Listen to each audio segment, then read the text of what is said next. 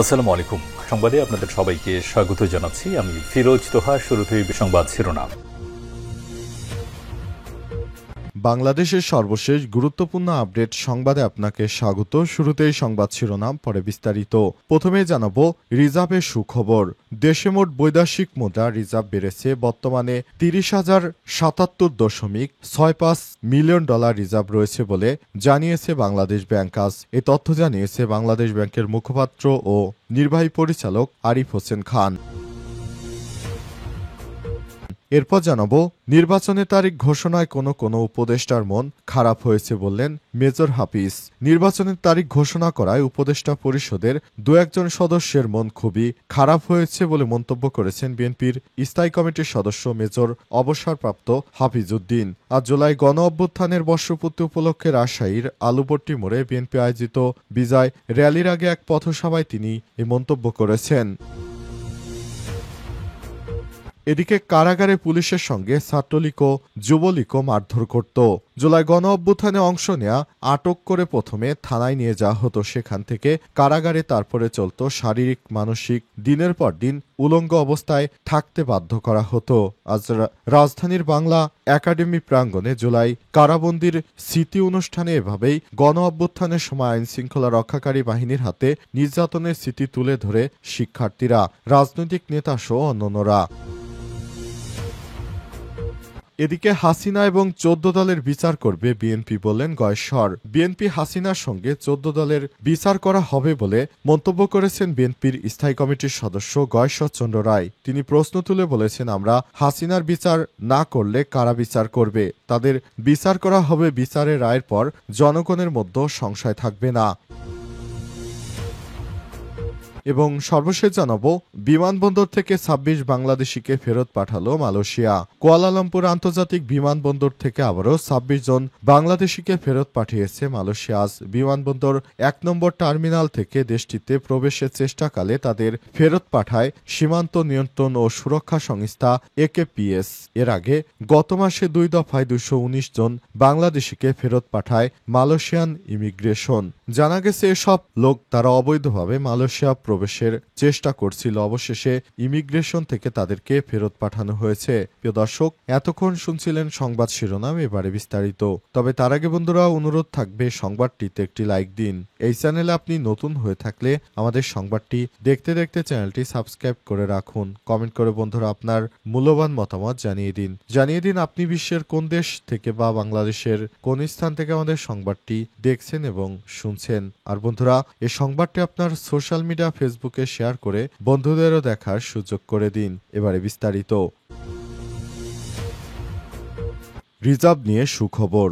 দেশে মোট বৈদেশিক মুদ্রা রিজার্ভ বেড়েছে, বর্তমানে ৩০,০৭৭.৬৫ মিলিয়ন ডলার রিজার্ভ রয়েছে বলে জানিয়েছে বাংলাদেশ ব্যাংক। এই তথ্য জানিয়েছে বাংলাদেশ ব্যাংকের মুখপাত্র নির্বাহী পরিচালক আরিফ হোসেন খান। বাংলাদেশ ব্যাংকের তথ্য অনুযায়ী আজ দেশের গ্রোস রিজার্ভের পরিমাণ ৩০,০৭৭.৬৫ মিলিয়ন ডলার। আর আন্তর্জাতিক মুদ্রা তহবিল IMF এর তথ্য অনুযায়ী রিজার্ভ এখন ২৫,০৫৭.৮৭ মিলিয়ন মার্কিন ডলার। এর আগে ৪ আগস্ট পর্যন্ত দেশে গ্রোস রিজার্ভের পরিমাণ ছিল ৩০,০০০.৮১ মিলিয়ন ডলার। আর আন্তর্জাতিক মুদ্রা তহবিলের হিসাব অনুযায়ী BPM ৬ অনুযায়ী রিজার্ভ ছিল ২৪,৯৭৭.৭২ মিলিয়ন মার্কিন ডলার। এদিকে চলতি আগস্টের শুরুতে রেমিটেন্স প্রবাহ বেড়েছে। আগস্টের প্রথম ৫ দিনে ৩২ কোটি ৮০ লক্ষ ডলারের রেমিটেন্স পাঠিয়েছে বিশ্বের বিভিন্ন দেশে বসবাসকারী বাংলাদেশিরা দেশীয় মুদ্রায়, যার পরিমাণ ৪,০০০ কোটি টাকার বেশি। বুধবার এই তথ্য জানিয়েছে বাংলাদেশ ব্যাংকের নির্বাহী পরিচালক ও মুখপাত্র আরিফ হোসেন খান। আরিফ হোসেন খান জানান, চলতি আগস্টের প্রথম ৫ দিনে ৩২ কোটি ৮০ লক্ষ ডলার রেমিটেন্স এসেছে দেশে। গত বছরের ২০২৪ সালের আগস্টে ৫ দিন একই সময় এসেছিল ১৮ কোটি ১০ লক্ষ ডলার। সেই হিসেবে গত বছরের একই তুলনায় এসেছে ১৪ কোটি ৭০ লাখ ডলার বা ১,৭৯৩ কোটি টাকা। বাংলাদেশ ব্যাংকের তথ্য অনুসারে ২০২৫-২৬ অর্থ বছরের প্রথম মাসে জুলাই ২৪৭ কোটি ৭৯ লক্ষ ১০ হাজার বা প্রায় ২.৪৮ বিলিয়ন ডলারের রেমিটেন্স এসেছে দেশে। বাংলাদেশি মুদ্রার পরিমাণ ৩০,২৩৯ কোটি টাকা, যদিও মাসটিতে ৮টি ব্যাংকে কোনো রেমিটেন্স আসেনি। নির্বাচনের তারিখ ঘোষণায় কোনো উপদেষ্টার মন খারাপ হয়েছে বললেন হাফিজ। নির্বাচনের তারিখ ঘোষণা করায় উপদেষ্টা পরিষদের কোনো সদস্যের মন খুবই খারাপ বলে মন্তব্য করেছেন বিএনপির স্থায়ী কমিটির সদস্য মেজর অবসরপ্রাপ্ত হাফিজউদ্দিন। আজ সন্ধ্যায় জুলাই গণঅভ্যুত্থানের বর্ষপূর্তি উপলক্ষে রাজশাহীর আলুপট্টি মোড়ে বিএনপি আয়োজিত বিজয় র্যালির আগে এক পথসভায় সব কথা বলেছেন তিনি আরো বলেছেন, কোনো উপদেষ্টা মনে করেছে কখনোই নির্বাচন হবে না, তারা রামরাজত্বে বসবাস করবে। কিন্তু আমরা বলতে চাই, নির্বাচনের মাধ্যমে জনগণই সিদ্ধান্ত নেবে আসলে কাকে তারা ভোট দিবে, কে ক্ষমতায় আসবে। অন্তর্বর্তীকালীন সরকারের প্রধান উপদেষ্টা প্রফেসর ডক্টর মোহাম্মদ ইউনূস ক্ষমতায় আছেন এবং দেশটাকে যেভাবে চালাচ্ছেন সেটি কোনো গণতান্ত্রিক ওয়েতে নয়, বরং দেশটাকে গণতান্ত্রিকভাবে চালাতে হলে অবশ্যই সুষ্ঠু ও নিরপেক্ষ নির্বাচনের প্রয়োজন রয়েছে। নির্বাচন না হলে দেশটা অস্থিতিশীল হয়ে পড়বে। সুতরাং দেশকে বাঁচাতে হলে অবশ্যই গণতান্ত্রিক উপায়ে নির্বাচন দিতে হবে। আর এই নির্বাচনই দিচ্ছেন অন্তর্বর্তীকালীন সরকারের প্রধান উপদেষ্টা। এই নির্বাচনকে প্রশ্নবিদ্ধ করতে অনেকেই নানা রকম ষড়যন্ত্র করছে বলেও অভিযোগ করেছেন তিনি আরো বলেন, কিছু উপদেষ্টা আছে যারা মনে করছে আমরা সারা জীবনের জন্য ক্ষমতায় এসেছি আর ক্ষমতা ছাড়তে হবে না। তাদের উদ্দেশ্য করে বলতে চাই, সময় শেষে আপনাদেরকে ক্ষমতা হস্তান্তর করতেই হবে। সুতরাং আপনাদের মনে রাখা উচিত, আপনারা কিন্তু সাংবিধানিকভাবে কোনো বৈধ সরকার নয়। সুতরাং নির্বাচিত সরকার ছাড়া কোনো বিকল্প নেই। কারাগারে পুলিশের সঙ্গে ছাত্রলীগ যুবলীগও মারধর করত। জুলাই গণঅভ্যুত্থানে অংশ নিয়ে আটক করে প্রথমে থানায় নেওয়া হতো, সেখান থেকে কারাগারে, তারপর চলত শারীরিক ও মানসিক নির্যাতন। দিনের পর দিন উলঙ্গ অবস্থায় থাকতে বাধ্য করা হতো। আজ রাজধানীর বাংলা একাডেমি প্রাঙ্গণে জুলাই কারাবন্দীদের স্মৃতি অনুষ্ঠানে এভাবেই গণ অভ্যুত্থানের সময় আইনশৃঙ্খলা রক্ষাকারী বাহিনীর হাতে নির্যাতনের স্মৃতি তুলে ধরেন শিক্ষার্থী, রাজনৈতিক নেতা সহ অন্যান্যরা। আইন বিচার ও সংসদ বিষয়ক মন্ত্রণালয় আয়োজিত অনুষ্ঠানে ভুক্তভোগীরা বলেন, জুলাই আন্দোলনের সময় কারাগারে তাদের উপর চালানো হতো অকথ্য নির্যাতন, যা শুধু তাদের শরীরে ক্ষতবিক্ষত করেনি, ভেঙে দেওয়া হয় মনোবল, গুড়িয়ে দেওয়া হয় আত্মবিশ্বাস। জুলাইয়ের স্মৃতি স্মরণ করে মাদ্রাসা শিক্ষার্থী মাহদি হাসান জানান, বৈষম্যবিরোধী ছাত্র আন্দোলনের সময় 29শে জুলাই মতিঝিল থানা পুলিশ তাকে জঙ্গি হিসেবে প্রচার চালিয়ে গ্রেপ্তার করে। পরে তাকে উলঙ্গ করে 7 দিন ধরে অমানসিক নির্যাতন চালায়। নির্যাতন করার পর চিকিৎসা দেওয়া হতো না, এতে বন্দী অনেকের হাত পায়ে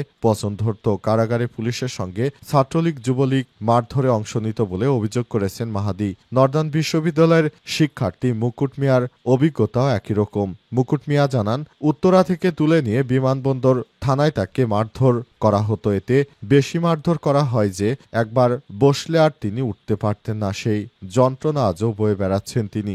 জাতীয় বিশ্ববিদ্যালয়ের শিক্ষার্থী ইব্রাহিম নীরব বলেছেন, লালবাগ থানায় 3 দিন আটকে রেখে শুধু পানি খাওয়ার অপরাধে তাকে শারীরিকভাবে নিগ্রহ করা হয়। বিক্রমপুরের ডিগ্রি কলেজের শিক্ষার্থী অনন্যা রহমান অর্পা জানান, জানালার ফাঁক দিয়ে ঢুকে 21 জন পুলিশ তাকে গ্রেপ্তার করে এবং তার নামে 60টি মামলা দেওয়া হয়। অভ্যুত্থানের সময় নির্যাতনের অভিজ্ঞতা তুলে ধরে রিকশা চালক রাজু বলেছেন, পুলিশ আমাকে ধরে নিয়ে ছাত্রলীগ যুবলীগের হাতে তুলে দেয়। তারা মারধর করত, ভয় দেখাতো, কারাগারে নিয়ে আমাকে কন্ডেম সেলে রাখত, সেখানেই উল্টো করে ঝুলিয়ে পেটাতো। ছাত্রদলের নেতা ইব্রাহিম কার্জি জানান, নিউ মার্কেট থানার ওসি নিজে 2 দিন ধরে তাকে বেদম মারধর করেছে। জাতীয় নাগরিক পার্টি এনসিপি সদস্য সচিব আক্তার হোসেন জানান, গ্রেপ্তারের 4 ঘণ্টা পর তার নামে ককটেল বিস্ফোরণের মামলা দেওয়া হয়। কন্ডেম সেলে গাদাগাদি করে রাখা হয়েছিল, 24 ঘণ্টা আলো বাতাসহীন করে বন্দি করে রাখা হয়েছিল। খাবার শুধু একটা শুকনো রুটি। অনুষ্ঠান পরিবেশনে জল ও বন পরিবর্তন মন্ত্রণালয়ের উপদেষ্টা সৈয়দা রিজওয়ানা হাসান বলেছেন, তারা যেভাবে নিরীহ মানুষকে অত্যাচার ও নির্যাতন করেছে তারা কোনো মানুষ হতে পারে না, তারা অত্যন্ত জানোয়ারের মতো নিষ্ঠুর আচরণ করেছে। অবশ্যই তাদের বিচার এদেশের মাটিতেই করে ছাড়ব ইনশাল্লাহ। হাসিনা এবং 14 দলের বিচার করবে বিএনপি বললেন গয়েশ্বর।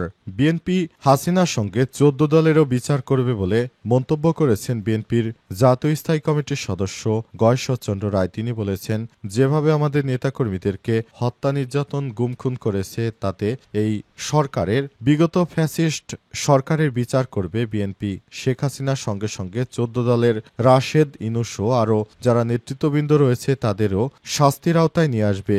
এ সময় গয়েশ্বর গয়েশ্বর বলেন, পুলিশ দিয়ে যেভাবে আমার উপর নির্যাতন চালানো হয়েছিল, আমাকে ফেলে দিয়ে পেটানো হয়েছিল, এটি কোনোভাবেই গ্রহণযোগ্য নয়। তিনি আরো বলেন, আমাকে যেভাবে গণধোলাই দেওয়া হয়েছে, কুকুরের মতো পেটানো হয়েছে, সেটি কোনো মানুষই সহ্য করবে না। আমরা যদি ক্ষমতায় যাই, ইনশাল্লাহ আওয়ামী লীগ ও শেখ হাসিনার পাশাপাশি আমরা 14 দলের যেসব নেতাকর্মী রয়েছে তাদেরকে অবশ্যই শাস্তির আওতায় নিয়ে আসবো, কারণ তারা আশকারা দিয়ে শেখ হাসিনাকে নষ্ট করেছে। শেখ হাসিনা নষ্ট হওয়ার পিছনে কোনোভাবেই 14 দল এড়িয়ে যেতে পারবে না, তাই 14 দলকে অবশ্যই শাস্তি পেতেই হবে। এ সময় তিনি বলেন, আগামীতে বিএনপি যদি সরকার গঠন করে তাহলে 14 দলের যত নেতাকর্মী আছে তাদেরকেও আমাদের উপর যে অমানসিক নির্যাতন চালিয়েছে তার থেকেও আরো ভয়াবহ নির্যাতন চালানো হবে। তারা যে ধরনের কর্মকাণ্ড করেছে তাদেরকে সেভাবে শাস্তি দেওয়াটা অত্যন্ত উচিত কর্ম বলে মন্তব্য করেছেন বিএনপি নেতা গয়েশ্বরচন্দ্র রায়।